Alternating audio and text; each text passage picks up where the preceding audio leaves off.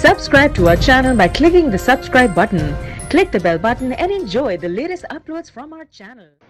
Alhamdulillah Rabbil Alameen Wassalatu wassalamu ala Rasulihil Kareem Muhammad ibn Abdullah al-Amin Khatimil Anbiya'i wal Mursaleen wa ala alihi wa sahbihi ajma'in.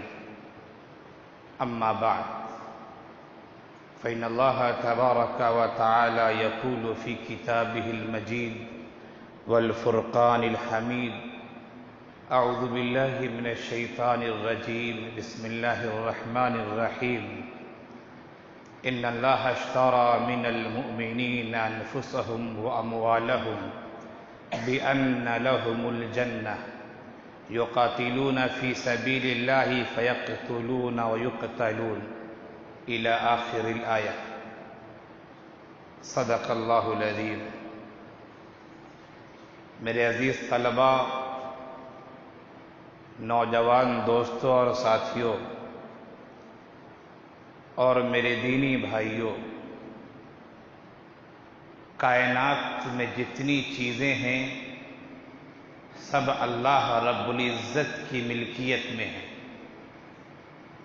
چھوٹے سے چھوٹے ذرے کو لے لیجئے، بڑے سے بڑے سیارے کو لے لیجئے، کوئی بھی چیز اللہ کی ملکیت، اللہ کے اختیار، اللہ کے دست قدرت، اللہ کے قبض قدرت سے خارج نہیں ہے. کائنات کی ہر چیز، خواہ وہ چھوٹی سے چھوٹی ہو یا بڑی سے بڑی ہو، چیز اتنی چھوٹی ہو کہ ہم اسے دیکھ نہیں سکتے اور چیز اتنی بڑی ہو کہ ہمارے علم میں اس کا احاطہ نہ ہو سکتا ہو، ہر طرح کی چیزیں اللہ تعالیٰ کے دست قدرت میں ہے، اس کے اختیار میں. سب اللہ تعالیٰ کے سامنے سر بسجود ہیں. ہماری جان، ہمارے مال، یہ سب اللہ کے لیے ہیں. اسی لیے کسی بھی انسان کے لیے جائز نہیں ہے، کسی بھی انسان کے لیے، کہ وہ اپنے اعضاء کو نقصان پہنچائے. اس لیے کہ یہ اعضاء ہمارے پاس امانت ہیں، یہ اصل اللہ کی ملکیت ہے. ہماری آنکھیں ہوں، ہمارے کان ہوں، ہماری ناک ہو، ہمارے ہاتھ اور پاؤں ہوں، ہمارا قلب و جگر ہو، ہمارے جسم کا کوئی بھی حصہ ہو، یہ سب اللہ تعالیٰ کی ملکیت ہے.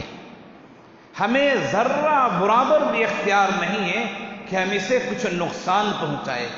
ہاں، اصلاح کی خاطر، درستگی کی خاطر، مرض اور بیماری کو دور کرنے کی خاطر تو ہم اس میں کتربیوت کرتے ہیں، آپریشن کیا جاتا ہے، ہم دوائیں کھاتے ہیں، خراب اور ناکارہ اعضاء جو ہو جاتے ہیں انہیں کاٹ کر نکال دیا جاتا ہے.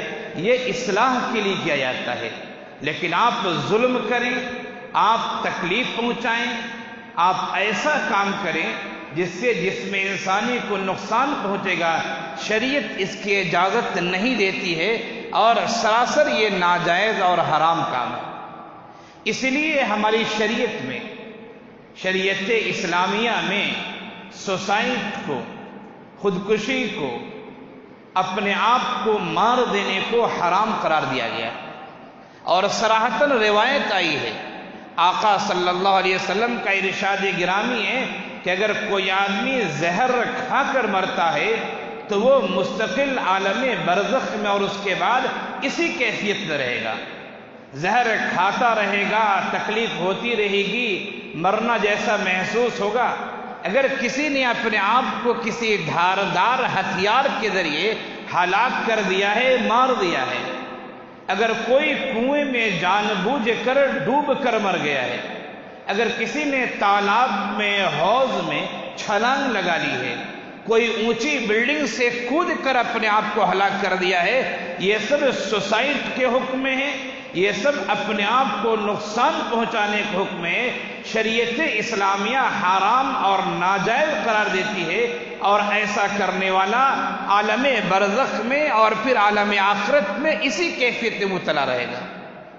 ہاں وہ صاحب ایمان ہے تو ایمان کی وجہ سے انشاءاللہ اس کی بخشائش ہوگی، کب ہوگی وہ اللہ جانتا ہے۔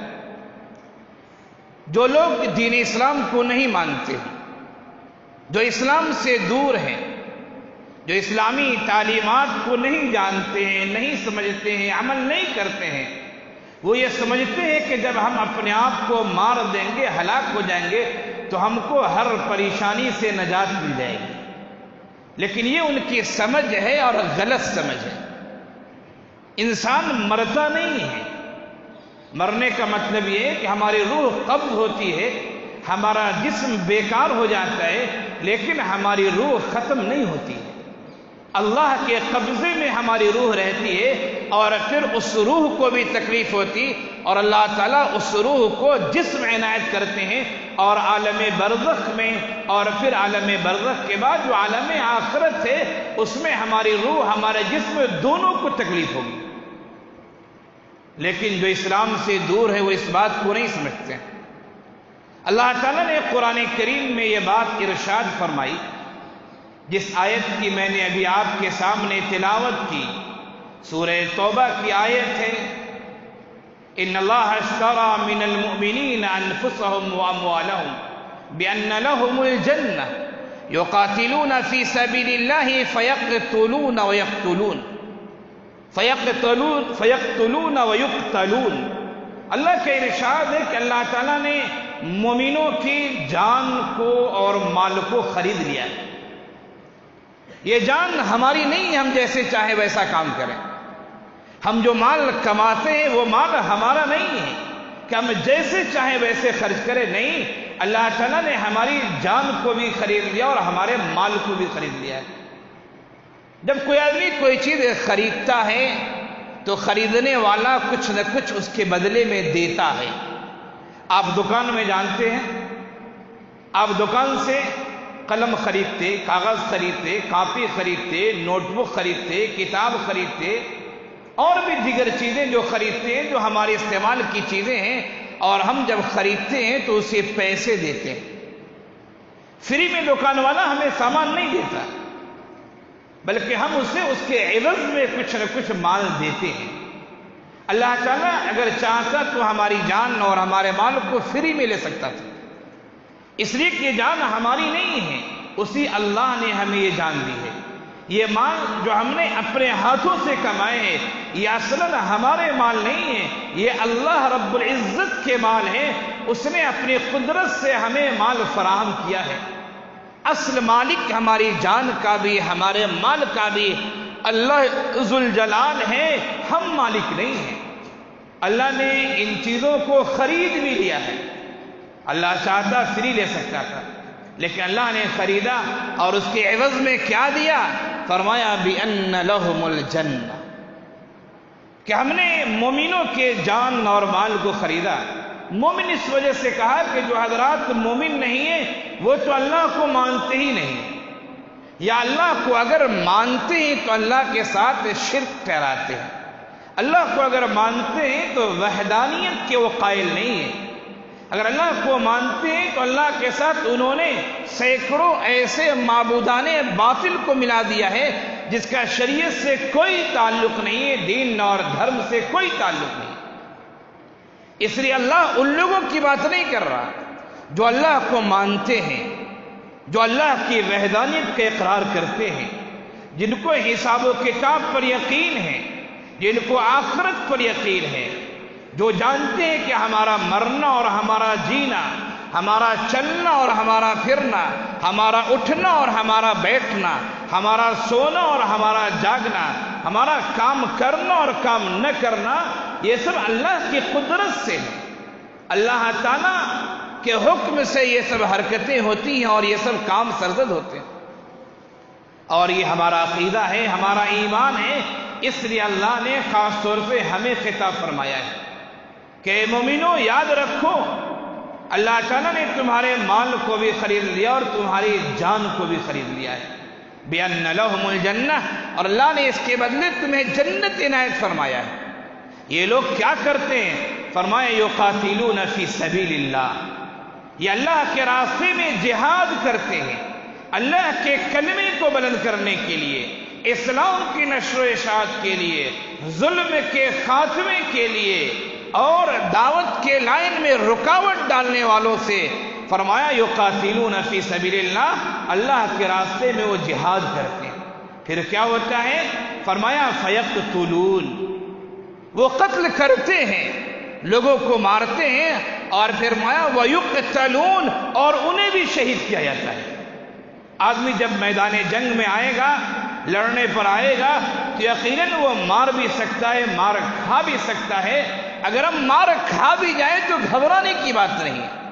اگر ہم لڑائی میں مخلص ہیں، یعنی اللہ کے کلمے کو بلند کرنے کے لیے ہم نے جہاد میں شرکت کی ہے، عصبیت کی وجہ سے نہیں، اپنے خاندان کی وجہ سے نہیں، اپنے حسب و نسب کی وجہ سے نہیں، اپنے نام کی وجہ سے نہیں، اپنے شہرت کی وجہ سے نہیں، اپنے آپ کو مشہور کرنے کے نہیں، بلکہ اللہ کے کلمے کو بلند کرنے کے لیے، اللہ کی زمین سے ظلم و بربریت کے ننگے ناچ کو ہٹانے کے لیے اگر آپ نے لڑائی لڑی ہے اور آپ مارے جاتے ہیں تو اللہ کے نزدیک آپ کو شہید کا درجہ ہے۔ آج صورتحال ایسی ہے، آقا کی پیشن گوئی پوری ثابت ہو چکی ہے۔ آقا نے فرمایا تھا، ابو داؤد شریف کی روایت ہے اور بھی حدیث کی دوسری کتابوں میں یہ روایت موجود ہے، فرمایا یوشک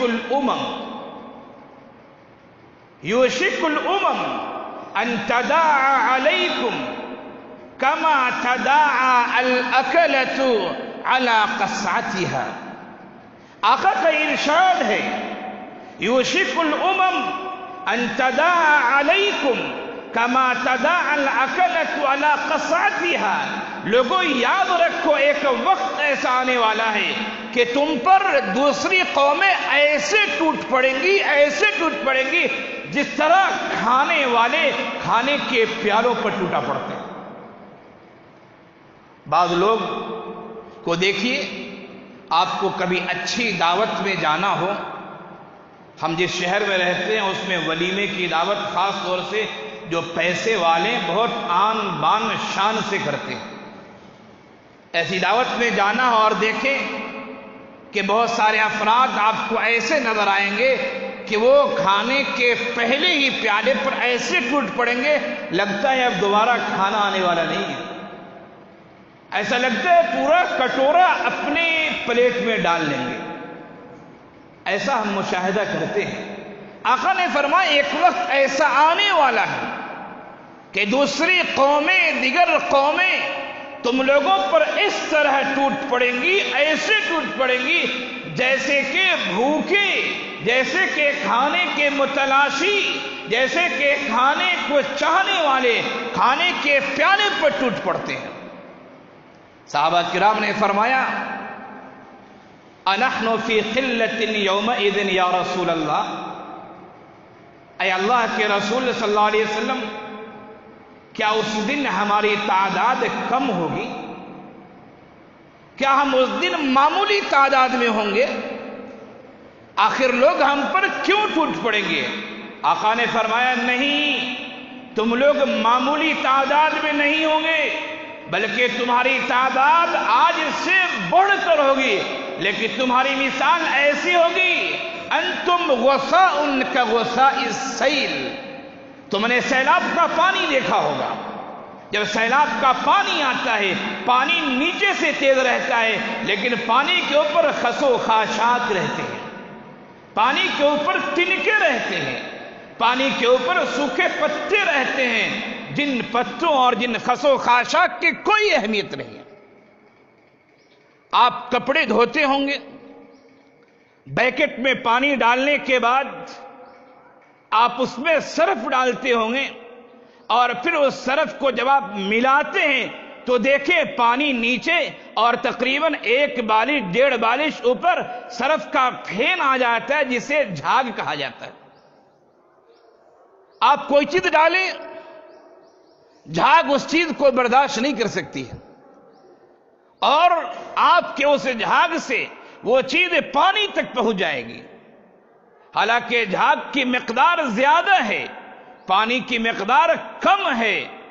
آقا نے فرمایا کہ تمہاری مثال ایسی ہو جائے گی، انتم غثاء کغثاء السیل، جس طرح سیلاب کے خس و خاشاک ہوا کرتے ہیں، سیلاب کے کوڑا کرکٹ ہوا کرتے ہیں، تمہاری مثال ایسے ہو جائے گی. تم ہوگے تو بہت، لیکن خس و خاشاک کے علاوہ تمہاری کوئی اہمیت نہیں ہوگی. اور فرمایا کہ اللہ تعالیٰ تمہارے دلوں میں وہن ڈال دے گا. وہن. صحابہ کرام نے فرمایا وَمَا الْوَهْنُ يَا رسول اللہ، اے اللہ کے رسول صلی اللہ علیہ وسلم ذرا بتائیے یہ وہن کیا چیز ہے؟ آقا نے فرمایا حب الدنیا وکراہیت الموت. وہن یہ ہے کہ دنیا کی محبت تمہارے اندر آ جائے گی اور موت کا ڈر اور موت کا خوف، موت کی ناپسندیدگی تمہارے سینوں میں آ جائے گی. آج صورتحال ایسی ہے، خواہ ہمارے ملک کو لیجئے یا ملک کے باہر آپ لیجئے، ساری دنیا کی صورتحال ایسی بنی ہوئی ہے کہ لگتا ہے پوری قوم مسلمانوں کو اپنا لقمہ بنا لے گی، مسلمانوں کو کھا جائے گی. لیکن مسلمان کی تعداد کوئی کم نہیں ہے، ایک بڑی تعداد ہے. ان کے پاس ملک بھی کم نہیں ہے، تقریباً 58 ملک ان کے پاس ہیں، لیکن اس کے باوجود ان کی مثال خس و خاشاک کے علاوہ کچھ بھی نہیں. ہمارے اندر سے ایمانی غیرت چلی گئی ہے، ہمارے اندر سے بہادری چلی گئی ہے، ہمارے اندر سے شوق جہاد جا چکا ہے، ہمارے اندر سے ظلم کو خاتمے کی تڑپ جا چکی ہے. ہم نے مال و دولت کو اور دنیا سے محبت کو ہم نے اپنا طریقہ اور شیوا بنا لیا.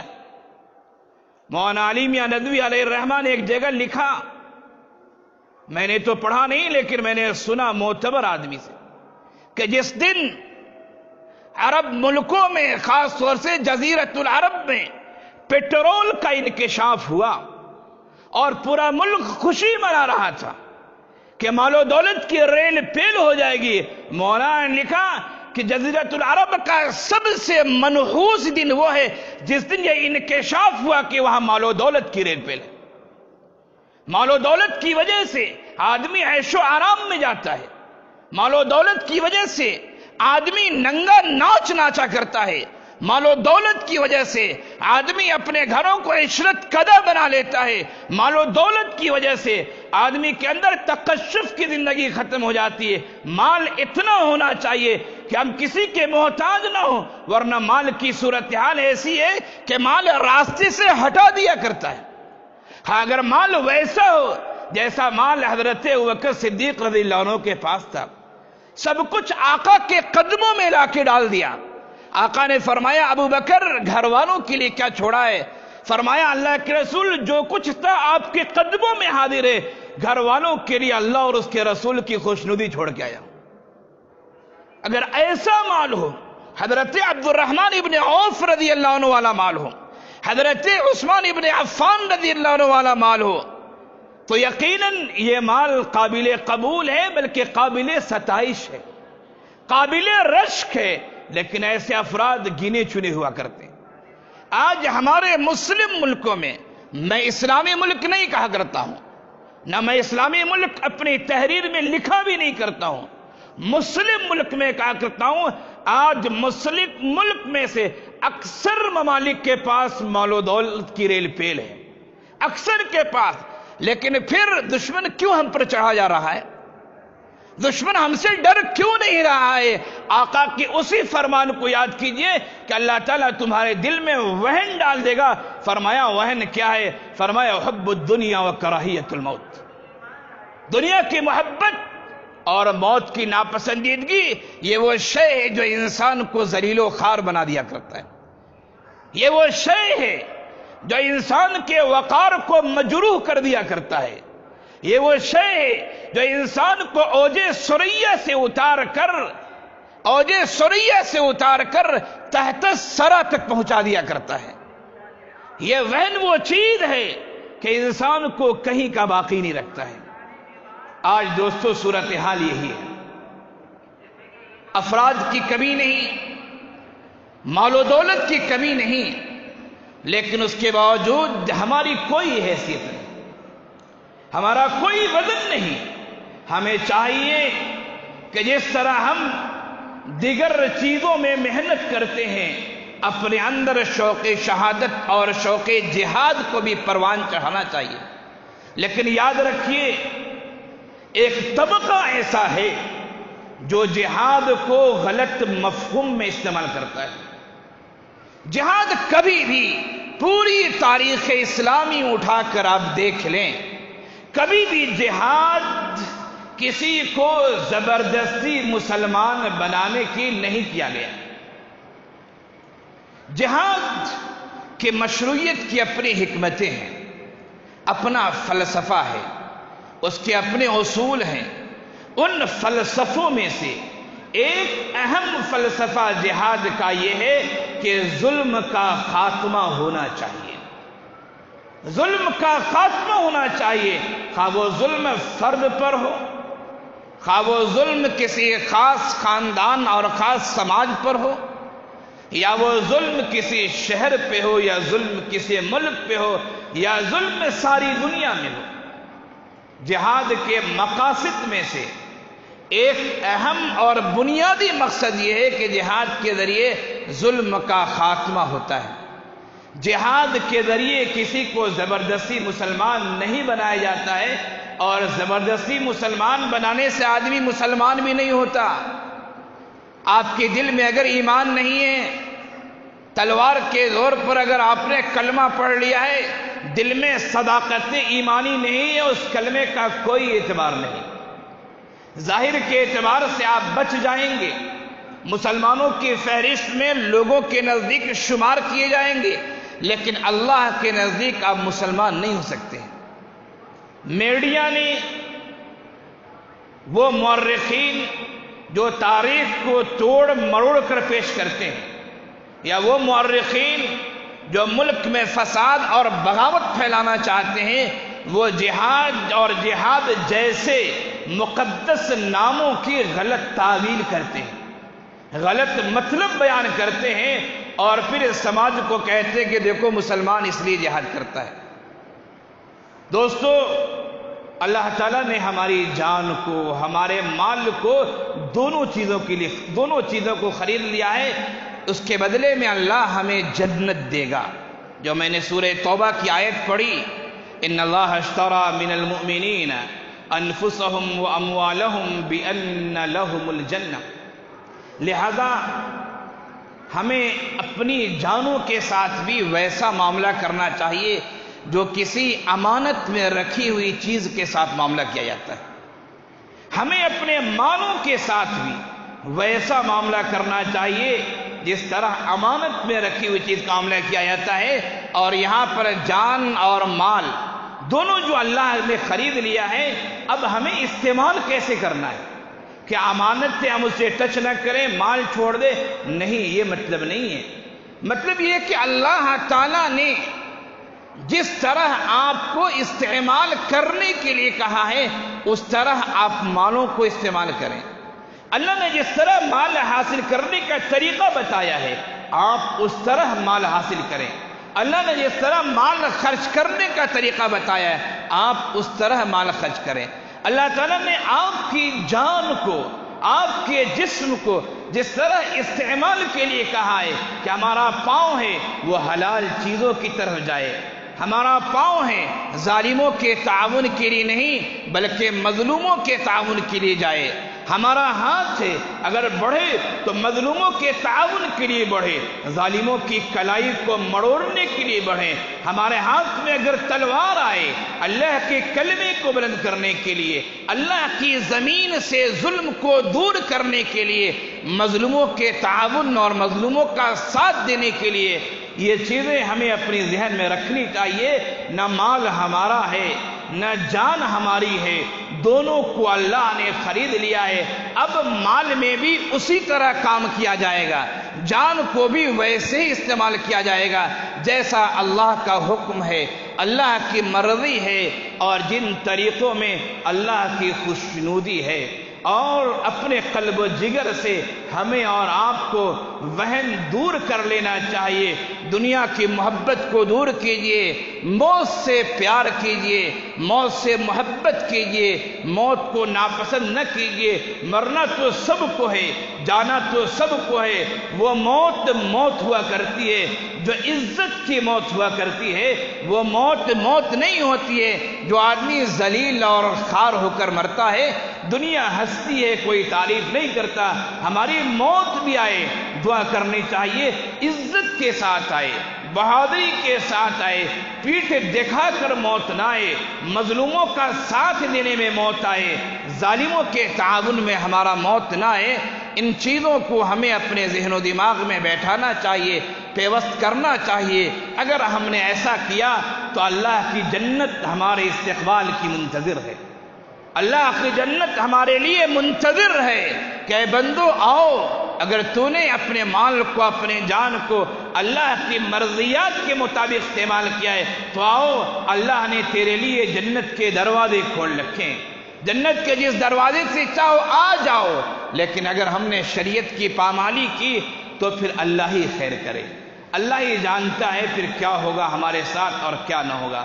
اللہ ہم سب کو شریعت پر چلنے کی توفیق عنایت فرمائے، جان اور مال کو شریعت کے مطابق خرچ کرنے اور استعمال کرنے کی توفیق عنایت فرمائے، اور دنیا کی محبت اور موت کی جو نفرت کے بارے میں، دنیا کی محبت جو ہمارے دلوں میں گھر کر آئی ہے اور پھر موت سے جو ہم بدکنے لگے ہیں، اللہ تعالیٰ یہ ذہن کی جو خرابی ہے اس خرابی کو، وہن کو ہمارے ذہن و دماغ سے، ہمارے قلب و جگر سے نکال دے، اور صحابہ کرام، تابعین کرام، اولیاء کرام والا جذبہ، ان کے جیسا ایمان، ان کی جیسی دینی حمیت اور دینی غیرت ہمیں عنایت فرما دے۔ وآخر دعوانا ان الحمدللہ رب العالمین۔ قل جاء الحق وزهق الباطل إن الباطل كان زهوقا۔